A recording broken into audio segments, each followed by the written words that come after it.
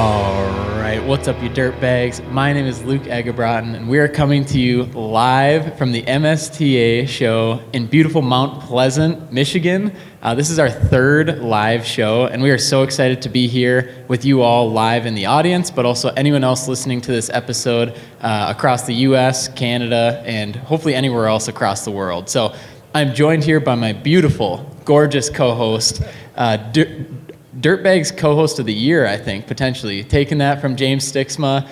We got Dervin Whitmer from Dig It Excavating and Pump That Septic. Dervin, hey. How we doing? Happy to be here. Man, it's good to be back. Good to see you. I know you and I have a lot coming up with, we had, Con Expo, we have MSTA, a lot of fun things going. We just started working together professionally with Phaser. But how has the show been so far, and what are you excited to get out of this podcast today and dive into? Yeah, this is our fifth year in this as our own organization, and I feel like it feels really comfortable this year. It feels like we've gotten into a routine. We like the facility. I think the biggest challenge always is like making sure we have relevant content and good speakers. The food's always good, the venue's good, but and so I think what I'm hoping to get out of this podcast is we look to the past, kind of the old guard, but we're looking to the future. Where's the new blood? Like, I've had kids involved in my business and kids leave my business and stuff like that. So as I look out, I was encouraged. There was quite a few people that had kids here. Tom has his daughter Haley. Stephanie had her kids showed up here a day. I have two of my boys here, and there's other younger people here, and it's encouraging to see. But we want to kind of maybe talk a little bit about how our kids are involved, how to get our kids involved, or how to let them go and let them find their own way. What does this look like? But we want to see the future of MSTA, kind of on an upward trajectory. Yeah, and that's what I'm excited to get into, because this isn't the first time we've talked about this, right? And it's exciting to keep building off of this, and I think that's what we're going to get into today is not only what does it look like next year and 2 years from now, but 5, 10, 20 years from now. We had a really good conversation about that last night that I'm excited to dive into here. But with that, I want to dive into our guests that we're bringing on the show today. We have the man, Nick Routley, joining us here from Routley's Septic Services. We've got the Shunks joining us. We have Tom and Haley from Countywide Septic. Nick, let's start with you. If you don't mind giving a quick introduction of who you are, what you do, and also your involvement with MSTA. Yeah, sure. So Nick Routley, I've been in the septic industry, started my business about 16 years ago now. Started at a pretty young age.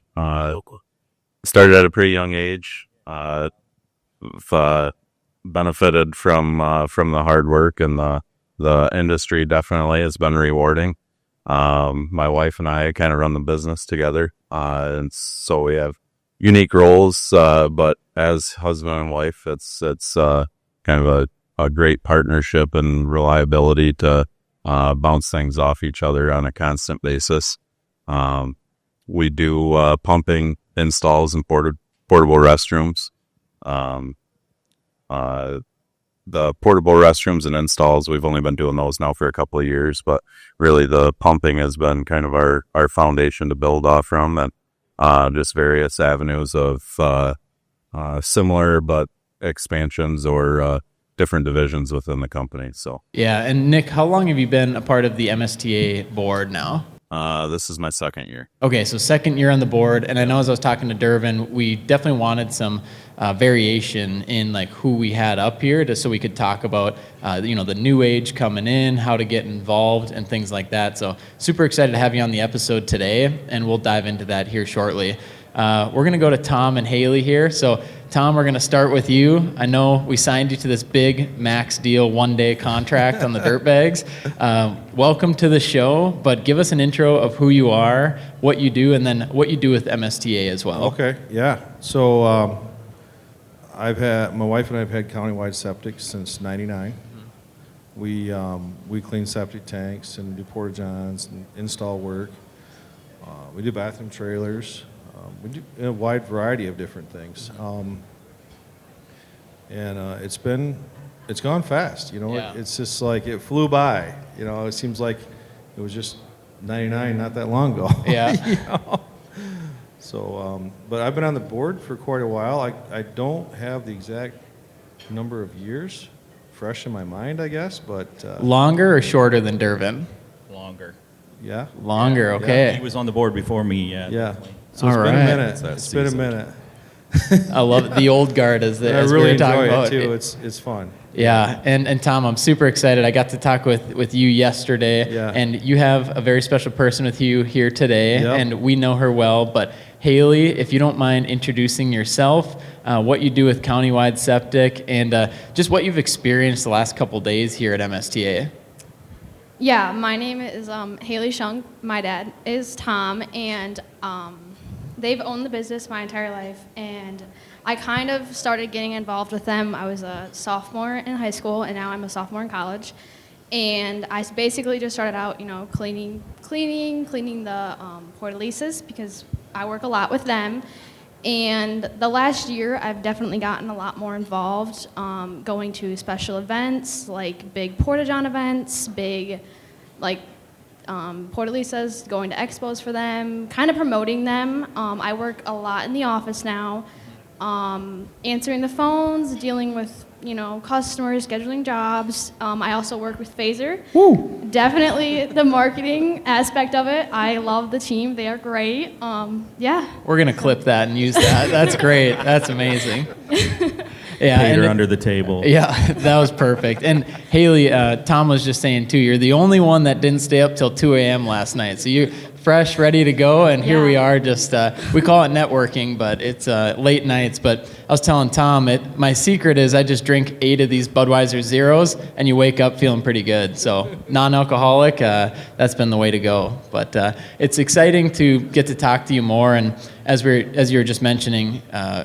It's the importance of having somebody in the office that can answer the phone, reply to emails, and really get down and dirty in terms of the office side of things. I think that's something that's often overlooked. And I mean, many companies we talk about, but Anderson Septic is a great example. They say they won't be anything with Sam, their office manager. And really, office manager isn't even a proper title for what she does. So it's been really fun working with you and our team working with you. And as Tom was saying, there's certain things he's not supposed to touch, and it's just leave it to you, leave it to our team. Yeah. And but you've been excellent to work with. Yeah, I definitely think just being in the office and then also going out in the fields and doing with it, learning, you have more respect for your, Porta-John drivers because you realize, it's sometimes it's not a fun job, but you have also that view of this is how it's done. So I think that's really helps to get me involved more out there too. Yeah, that's such a great point. And Durbin, maybe I'll throw this to you. How do you get family involved into the business without forcing them into it? Money's the first incentive. Yeah. You need money. Good point. Hey, Dad, I need money. Okay, you can work.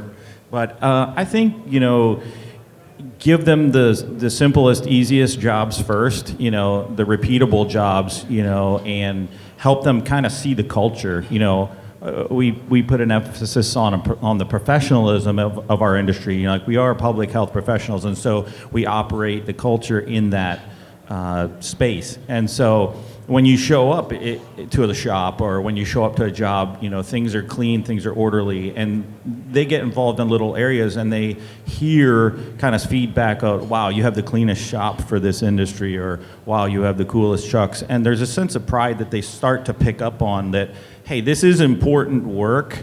And I did have a question for Haley. Did you ever come across kind of a negative connotation or negative attitude towards the industry and specifically that are you going to do what your dad does kind of a thing? How do you deal with that? Yeah, so people always ask, are you gonna take it over? Are you gonna do it? And when I was younger, my answer was always no. No, I'm not gonna do it. But now that I've been so much more involved, it opened a different aspect for me. I'm more interested. That I would never say anything negative about it now. It's well, there's nothing bad to say. I like it. It just opened a different eye for me, and I'm interested in stepping into this. Yeah.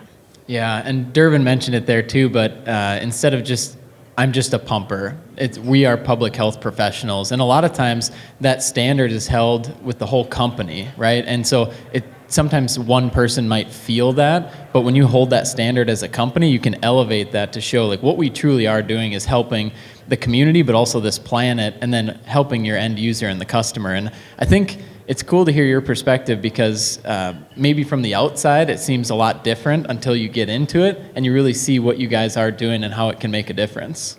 Is there a specific time that you kind of switched your mindset, and how did that happen?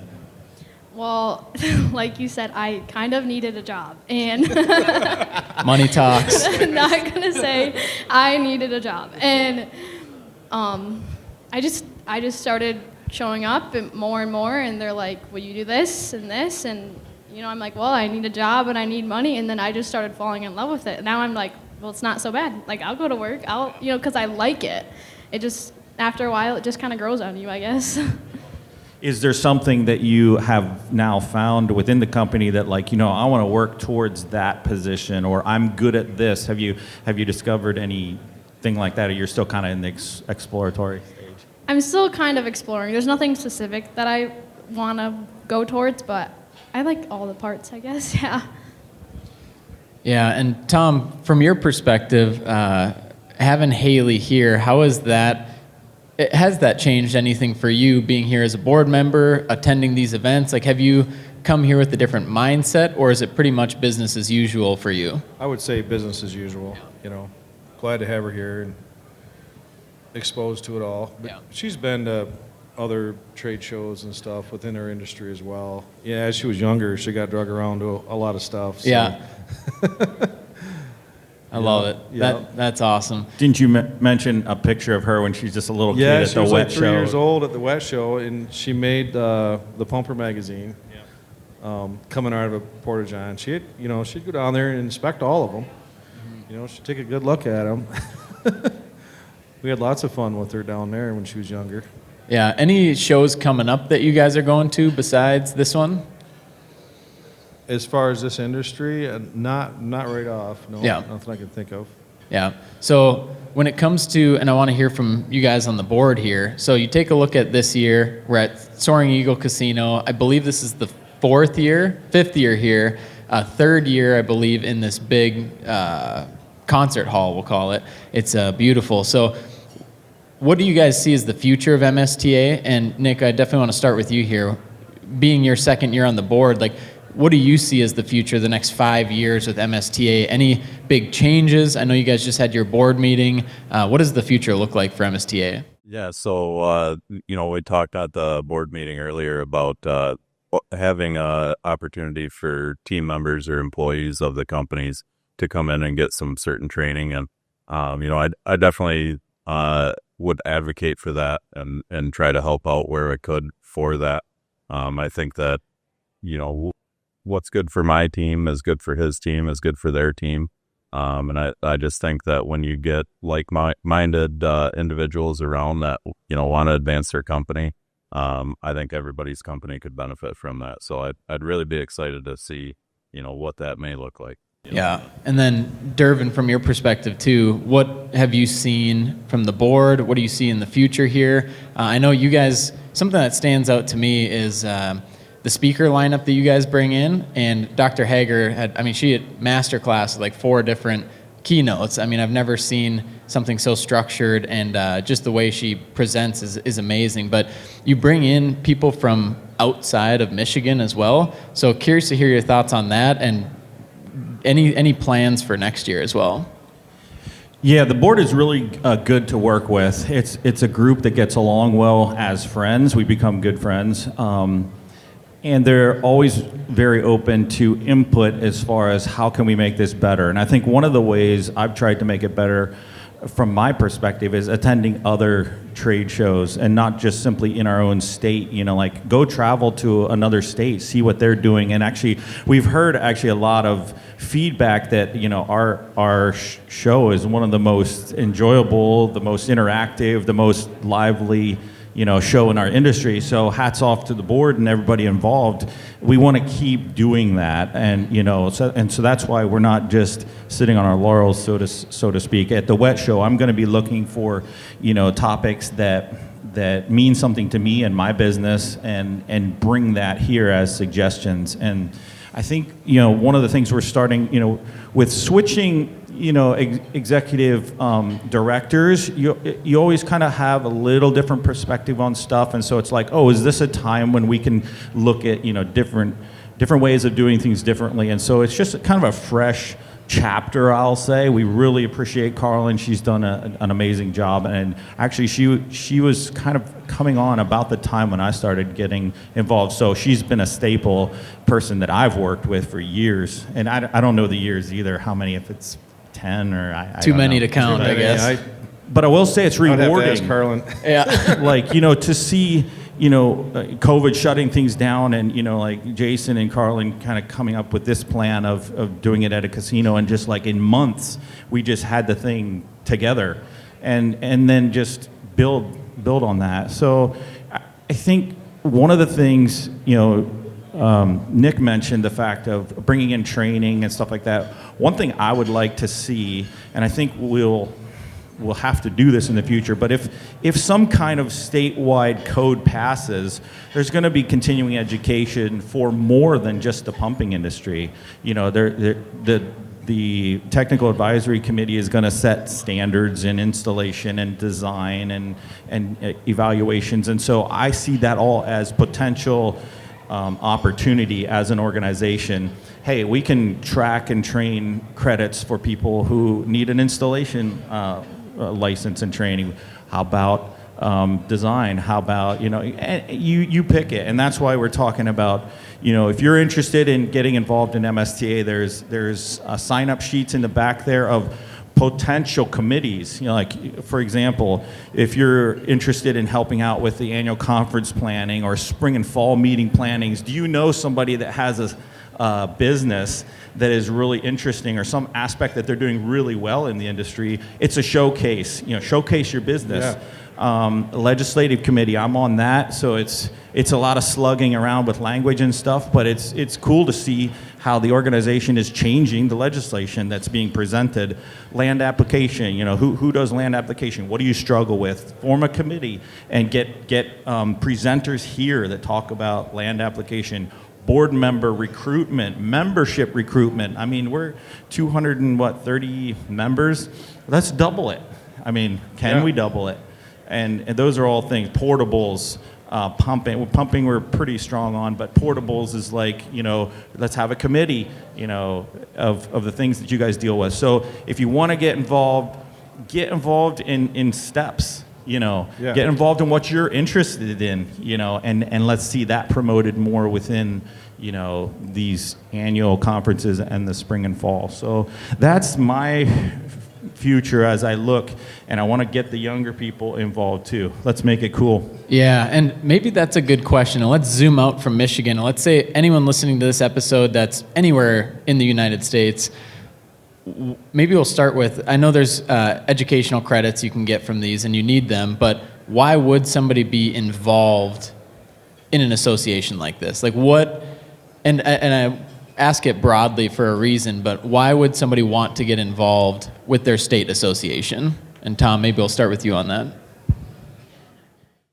For networking is big, it's huge. We're all here to work together and help each other out. We've got some other benefits to our association as well, but I think networking is the biggest thing that stands out to me. What other industry can you get together with people like this? And, sometimes I do better just bouncing ideas off of people, Yeah, I think just the general networking, like I can't think of everything in my business because I'm running it. Yeah. But if I talk to someone else, I have this problem. I have that problem too. Here's how we solved it. This is the program we use for this routing or accounting or something. We had a disposal problem, so we just built a plant. Okay. We have what's your issue that you're dealing with? Somebody here has had that issue. Yeah. That's one. Number two is legislative representation. So we've got people like, Bill that scans everything coming down the pike. Our law is going to change that affect our business. Like the weight restrictions, would that help us? Absolutely, huge. Man. If we could do like the milk haulers and haul full loads, I just paid $2,000 last year for someone going over 35 miles an hour, and we were slightly overweight. So that kind of stuff stinks. There's a lot of tanks I need a pump to catch up. So it's like, it's all of that kind of stuff. And yeah, just having that growing, learning mindset is going to make all of our businesses better. And we're doing, ongoing training for continuing education for our CSEs here. That's a big part of being in the association. And if you're a member, we track it. Yeah, that's huge. Yeah. I can just, at the end of my 5 years, when I got to renew my license, I just contact Carlin and say, hey, send me all my credits. Boom. Yeah. I have all my credits. I print them out, send them to Eagle. So even just in that, it's huge. I was talking to a couple people yesterday, and some people came and they didn't even need the credits, right? And I think that goes back to your point, Tom, of networking. And really, if you just sit here and you're going to fall asleep during the sessions and just to get your credits, like, cool. But really, if you're going to be here, you might as well be here and be present and get something out of this. Right. And I thought that was really cool that people are here outside of getting their credits, just to learn from others, see what other people are doing in the industry. And I think there's something about it. Like, a lot of people here, sure, they might cross over and compete, but Michigan is a huge state, and you get to work with other people that you're never even going to see in your service area. So really seeing, what is working in other areas of the state, and how can you adopt some of that in your local area? Yeah, I think the networking and knowledge that you get, hearing other people's challenges and how they navigated through that's great. And I don't want to downplay that at all. That's one key area, but another is the vendors and individual companies that come to these that I might not need that right now, but I'm going to take that business card and I'm going to put it in my drawer or somewhere that I swear I won't forget where it's at. But just having a resource or somebody that does has a new technology out there that again, it might not be useful or I might not have a need for it today, but 6 months from now, I know a company that can help me with that. And the various vendors that we have here today are top notch and grateful to have them here. That's for sure. Yeah, and the great part about that is you get to meet the people behind the brand, right? Because you see Encon and you see Eljen and Sledgehammer and all these great companies, but it's only so much if you don't know the people behind the company. And so when you come to events like these and you actually get to meet them and hang out with them and network, and you're like, man, these guys are awesome. Like, I really want to work with them. And I appreciate you bringing that up, Nick, because I do want to highlight some of our live show sponsors. And for those listening, it's a little bit different than our regular podcast sponsors. So these sponsors are sponsoring just this one show, this live show, and we have them up on this beautiful screen behind me. But I want to give a huge shout out to Eljen, Sledgehammer, Encon, Century Chemical Corporation, Armal, and then our guy Charlie Huff. He does construction insurance. So these sponsors really put on this show, but then that money is used to go to MSTA, which is really cool to see these companies come together to support a show like this, but then also to support MSTA as a whole. Yeah, a lot of what we do here is subsidized through vendors, and we really appreciate their feedback and their support in that way. I mean, we use their products every day, so we just appreciate the fact that they'll kick in and sponsor the banquet or sponsor the meet and greets and stuff like that. Yeah. And even spend the money on putting a booth here, and then there'll be auction items too, so be sure to bid on their stuff tonight. I was just going to say, we got Jeff with Ashland Pump. He's going to let it rip tonight. He is an auctioneer at heart. We were playing craps last night together, and the last 2 nights, I guess, in a row. But he's just such a great guy. The last 3 years, I've gotten to know him, and it's really cool to see how tight-knit the quote vendors and exhibitors are, because it's just people, right? We're all in the same group, and even myself, I guess, I'm not in MSTA, but I get to be here, and so it's such a tight-knit group, and super excited for Jeff to really let it rip at the auction tonight. Hopefully, raise some money. We'll see. What do you think those Porta-Johns are going to go for tonight? I don't know. It's got a Detroit Lions sticker on it, doesn't it? Boo! Skull. But yeah, it's really cool to see what you guys are bringing into this this conference and really just keeping it lively and keeping it fun. So I want to touch on this real quick. Where is the industry going? We'll start with that, and I want to get a little more specific. Is it currently, in your perspective, a race to the bottom, or is it adjusting and becoming better and holding a higher standard? And maybe this is for your local area. I think it's adjusting and becoming better. It is, it's becoming to a higher standard. I would say that. Yeah. Yeah, that's good to hear. And Durbin and Nick would love to hear from you guys as well. I would agree with Tom. I think it's headed in a good direction. I'm excited for the direction it's heading. I think things like the MSTA, the association and the conference, it's really kind of driving that professionalism in our industry, and it really sets it apart for sure. Yeah, as I look at my community, I can think of 2 or 3 other companies in my service area that are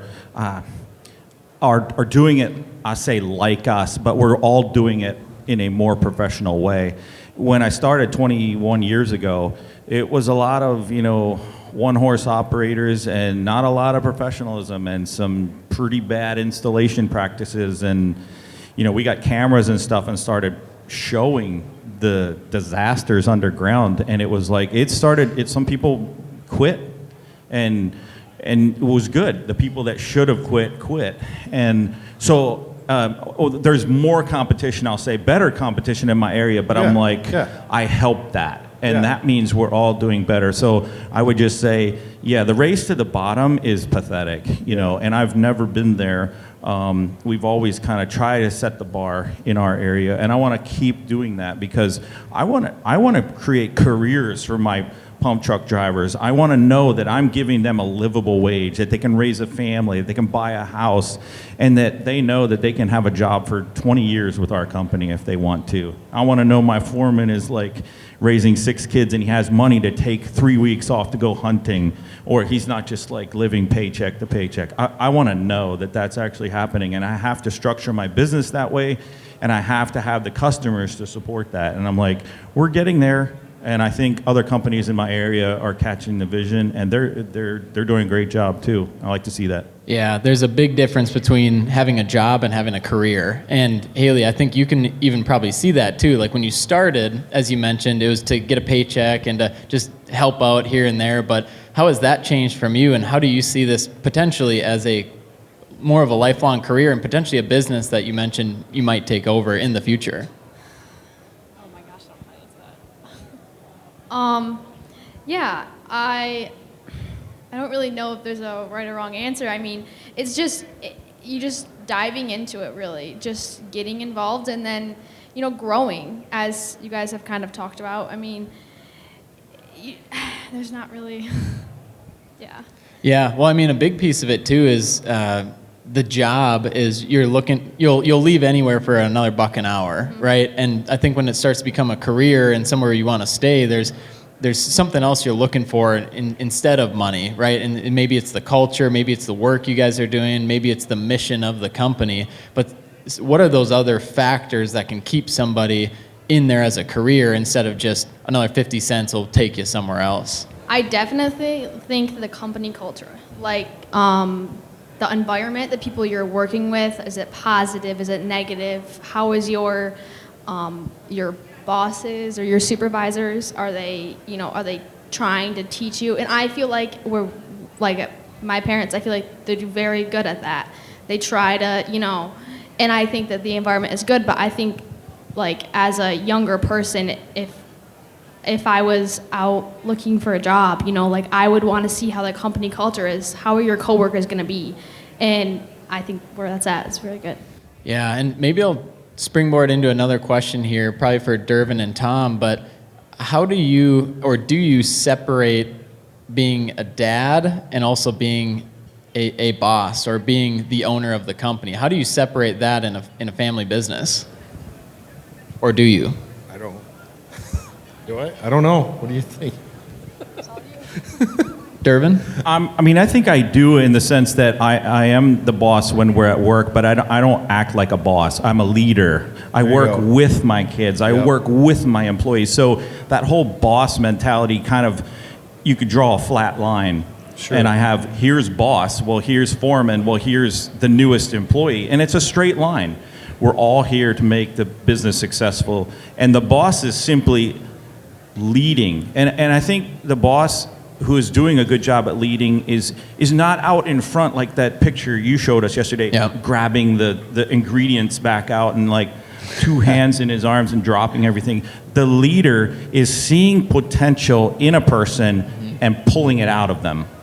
You see something in Haley and you're going to encourage it. You're going to put her in places where she's going to excel, and she doesn't even realize it sometimes, but you see it as the leader. Yeah. And I think that's what I see as being a successful boss. I don't even like the word. Yeah, well, let me flip this around on you guys, because that's what I like to do. But at home, are there any boundaries about talking about work and talking about business, or is it kind of morph into all just one life maybe?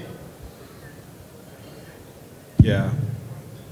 We don't have any boundaries on that. Sometimes I come home and I don't want to talk about work at all. Right. You know? My boundary is my wife will say, all right, that's enough work talk for today. Yeah, right. And then she'll remind me 3 times after that. That's good. I've had pushback from my kids. They're like, look, we're done with talking about this in the evening. So I think it's good to remember in a family business to disconnect. Yeah. And have a work discussion time and have just a family time. So I think it's good. But the other benefit of work conversations at home is, the kids are always listening to you. And the other day we were talking about a job where they didn't have enough fall to make it from the house to the end destination.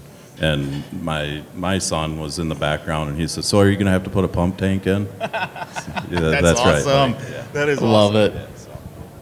We had a little discussion, not to change the subject, but I wanted to follow up on a discussion at the bar we had last night, and no, it's good. It's all It was good. a great discussion. Don't worry. No, it's the idea of Nick doesn't remember. we're like, what's going to make a difference in this conference 10 years from now? Are we going to still be saying the same things, and the same people are going to be here, and the same people that don't want to be here are still going to feel like they don't want to be here? We want everybody that's coming here to want to come here. So what is that going to take? And we were kind of talking next generation. You kind of had an idea of how we could structure a topic. Do you remember what it was? You're going to have to keep leading me there. Okay, so it was like, what if we gave a whole conference, like a younger generation, the ability to kind of plan it, or it would be geared to either people who aren't in the industry. How are we going to attract, young people, like say teenagers or college on down? Let's have a whole conference based on the future of our industry and how to recruit younger people, or talking even about experiences of family members that are or aren't in the industry. I've had 3 of my kids full-time in the business. I currently only have 1. And 1 was due to marriage, and the second one was due to his choice. He said, if I leave this industry, if I leave my job with you, I'm leaving the industry. So he did. And I don't fault him for it. So how do we, bring in the ones that want to come in and let the others go? And how are we going to recruit the younger generation? And so you were like, hey, we could structure like kind of a whole conference with that perspective, or let some of the younger people within our businesses and family businesses kind of set some topics of what they would like to hear us talk about. So to push back on that before you answer, Nick, does that push away any of the OGs that have been coming for the last 10 years that are really looking to get what they usually get out of this conference? Does that push anyone away when you're bringing in some of the new blood? I don't necessarily think it has to. I mean, when we look at the way that our conference right now is structured, one room, one course section, obviously when we do the round table, it's a little different, but in comparison to like a large conference like the wet show, where there's 30 different classes going on at the same time, I think there's an opportunity for the OGs, the old school, the new school, and the school that we don't have yet. I think the industry will die if we have that mindset. Right. Yeah. That perfectly leads me into my next question here. So what are the current issues and problems in the industry that you guys see that need an immediate fix, maybe this year or next year, just something that is going down the wrong path in the industry as a whole?